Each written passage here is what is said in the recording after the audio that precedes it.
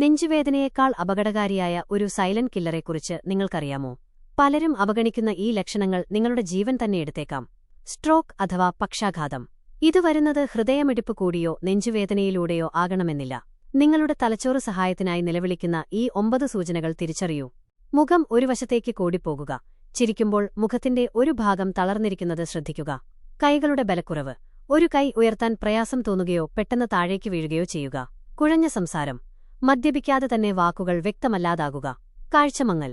പെട്ടെന്ന് ഒരു കണ്ണിലോ 2 കണ്ണിലോ കാഴ്ച കുറയുക. ശക്തമായ തലവേദന.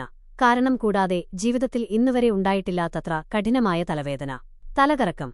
നിൽക്കാൻ പോലും പറ്റാത്തവിധം ലോകം കറങ്ങുന്നതായി തോന്നുക. മാനസിക ആശയക്കുഴപ്പം.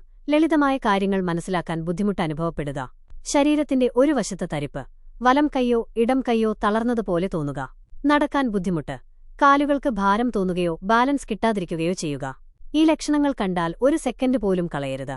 നേരത്തെ തിരിച്ചറിഞ്ഞാൽ സ്ട്രോക്കിനെ തടയാനും പൂർണ്ണ ആരോഗ്യത്തിലേക്ക് തിരിച്ചുവരാനും സാധിക്കും. നിങ്ങളുടെ ഈ ഒരൊറ്റ ഷെയർ ചിലപ്പോൾ ഒരാളുടെ ജീവൻ രക്ഷിച്ചേക്കാം. ഈ വിവരങ്ങളിൽ ഏതാണ് നിങ്ങളെ ഏറ്റവും കൂടുതൽ അത്ഭുതപ്പെടുത്തിയത്? താഴെ കമന്റ് ചെയ്യൂ.